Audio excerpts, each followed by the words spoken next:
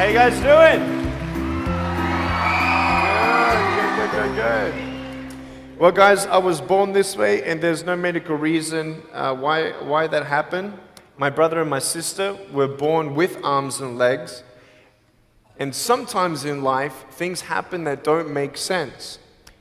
My doctors never thought that I'd be able to walk, and today, I'm walking. I'm from Australia. Anybody one day want to go to Australia? It's such a cool place. And I now live in LA. I'm a Southern California boy. So I only live about 4 hours from here. And today I'm going to tell you, man, I love freaking people out. One day I'm in a car. I'm in the front seat. I'm not driving, of course. Can you imagine if I'm driving a car? They reckon they can put a joystick, that thing that controls my wheelchair, we can put that in a car. Like, how fully sick is that? Like, imagine if I get pulled over by the cops. Can I have your driver's license, please? Yeah, but it's over there, you're gonna have to get it. Imagine if I'm in big trouble. Put your hands up! Get out of your car!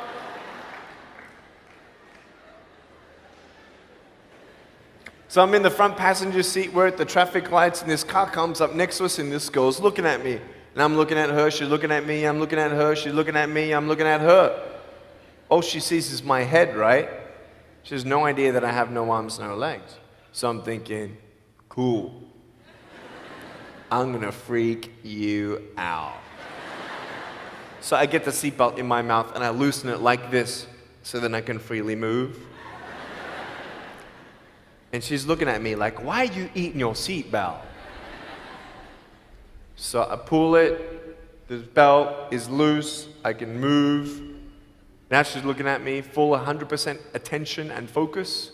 Now just imagine all you see is my head, all right?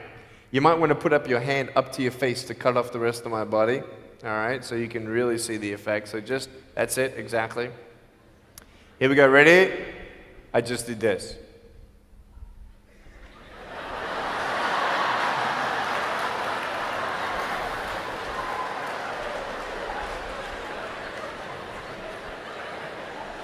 And her face, man, she was like, she nearly ran the red light, man. It was so good. My parents always said, Nick, you don't know what you can achieve until you try it.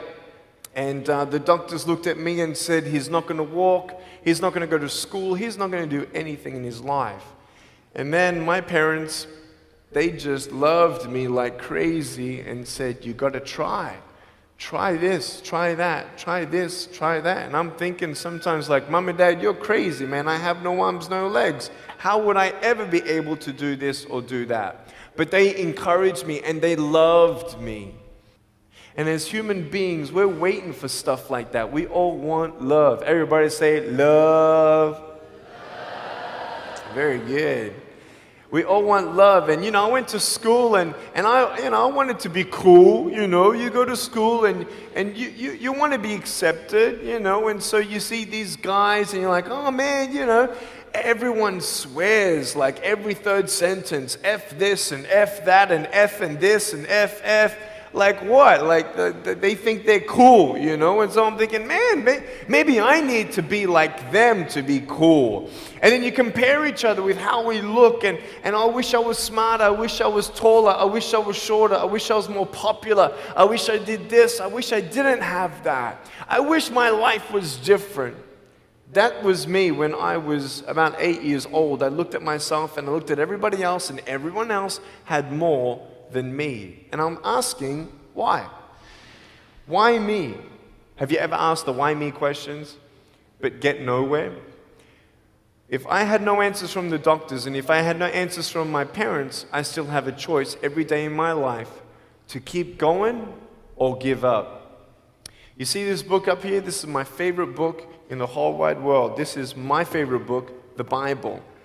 And here I am.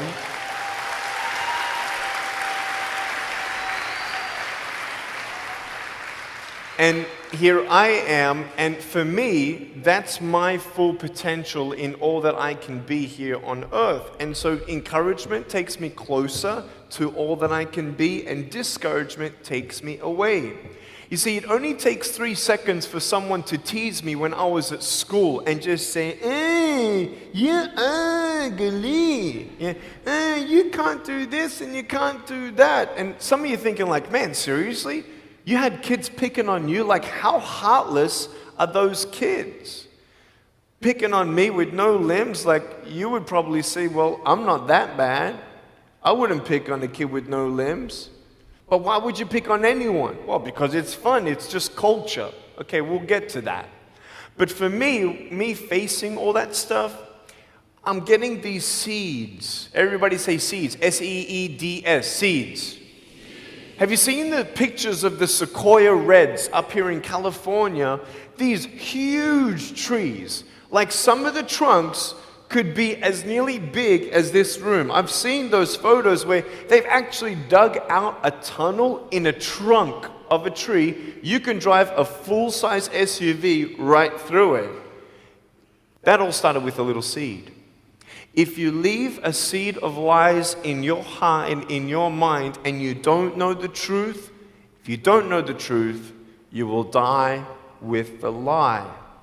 I started dying because I started believing what I was told. I want you to know the 3 things that I needed to come to in my life is the truth of my value, the truth of my purpose, and the truth of my destiny. I want you to know something. In our mind, we put ourselves down all the time. I want to ask you today, do you think I'm cool enough to be your friend? But I don't swear, I don't use the F-bomb. Am I still cool enough to be your friend? But I don't tease people. Am I still cool enough to be your friend? But I have no arms, no legs. Seriously.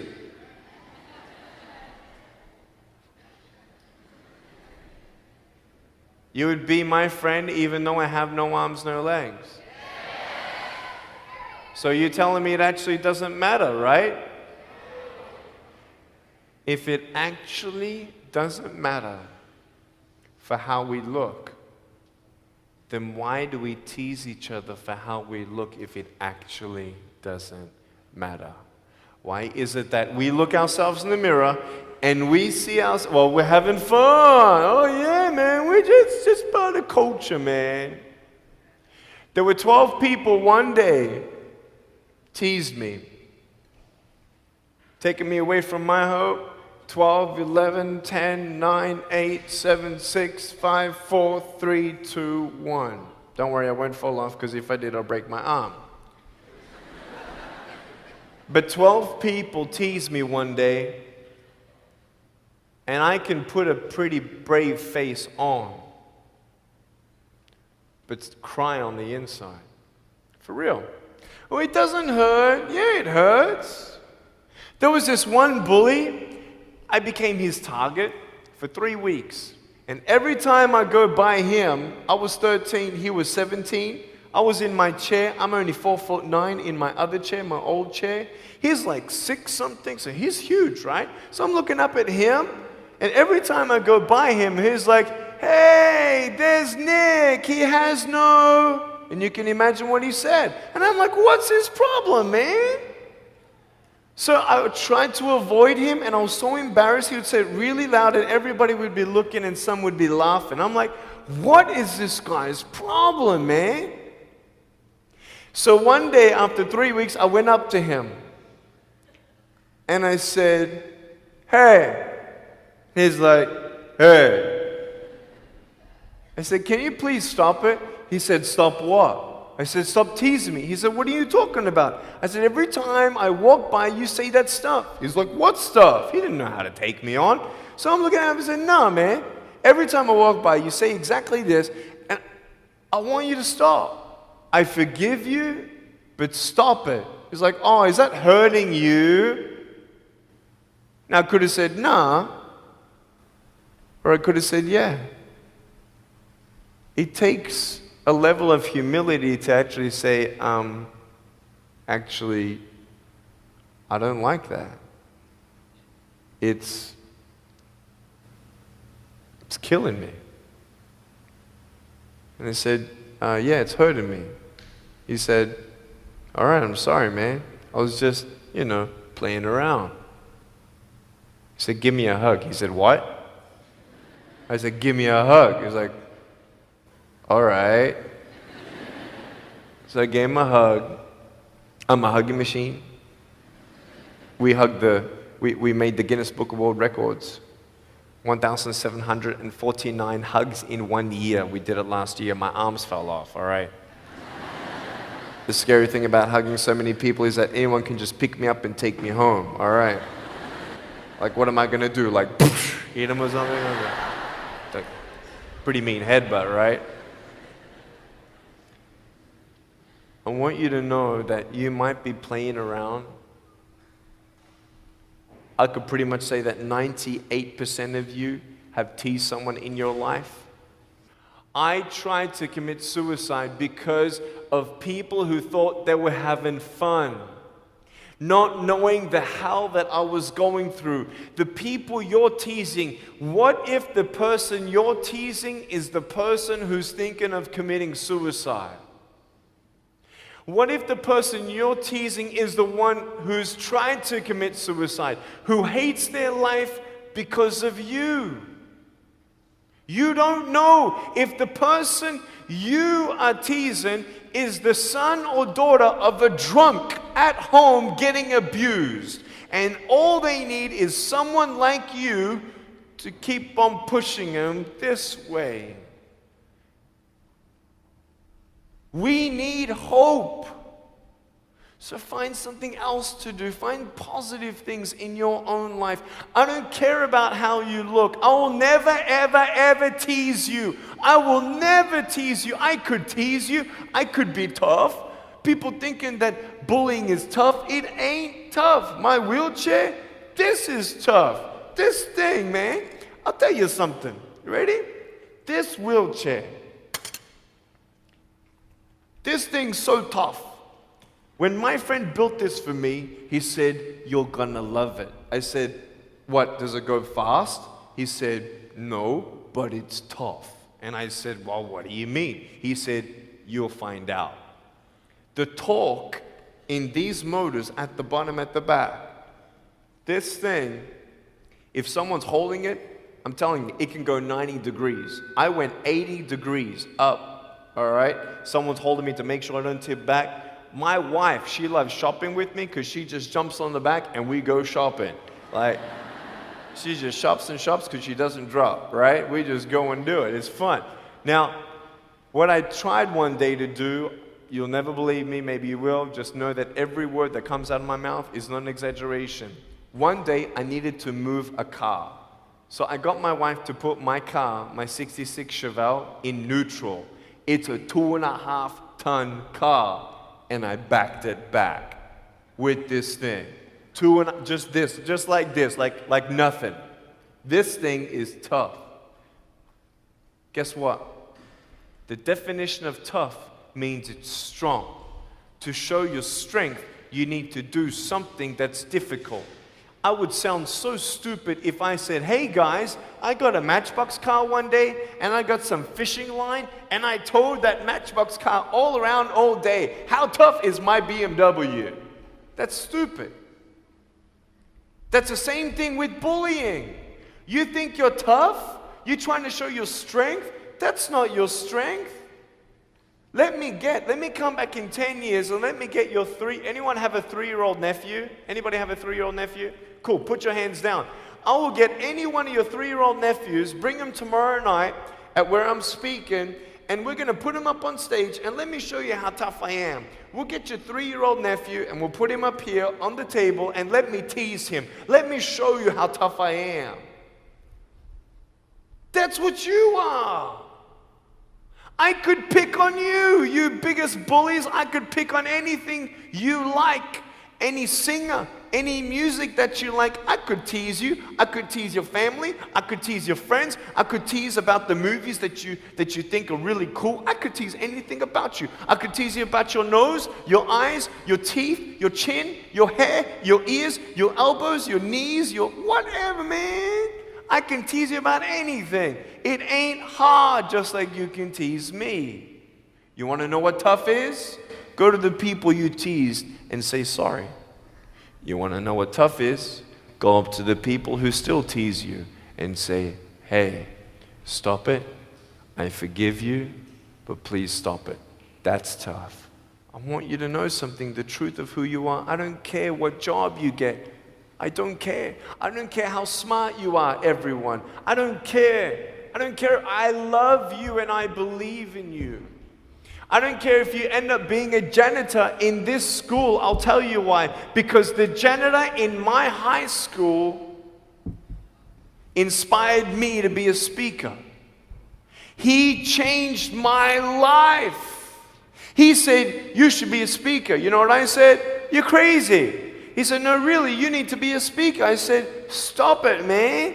4 months later, he twisted my arm, and I said, yes.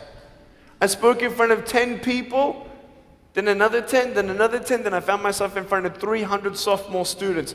And 3 minutes into my speech, half the girls were crying, and one girl in the middle of the room started weeping, and she put up her hand and she said, I'm so sorry, can I come up there and give you a hug? And in front of everybody, she came up and she hugged me and she cried on my shoulder and she whispered in this ear, thank you, thank you, thank you. No one's ever told me that they love me. No one's ever told me that I'm beautiful the way that I am.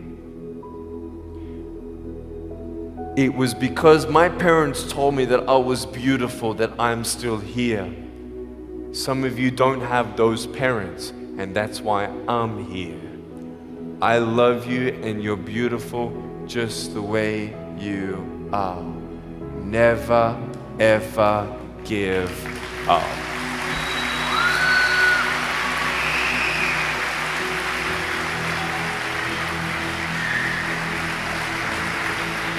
How many schools do you think that I spoke to actually stopped bullying altogether? Okay. Whoever said one, you were correct. One school out of 600, I got a letter from the headmaster, and he said, Nick, you forever changed our school, blah, blah, blah. We haven't seen any bullies pick on anybody for 8 months straight. We don't know what happened, but in the best words that I can describe, there's just a new thought in the air that it just ain't cool anymore. It just ain't cool. I want to ask you, what are you going to do? Are you going to continue on at the risk of knowing that in each section, this section right here, 5 people already trying to commit suicide? That section there, 5 people. When you extrapolate it out, what if the person you're teasing is one of those, and you have no idea? Would you find something else to do? So, the change is up to you. If you want to see more love in your school, be love. If 50% of the school come together and say, you know what, it just ain't cool anymore, the people who think it's still cool, every time they look down upon you, I want you to imagine my face looking at you. Because I'm telling you, everyone you're teasing is my brother and my sister. And you're my brother and you're my sister. And I'm asking you to stop.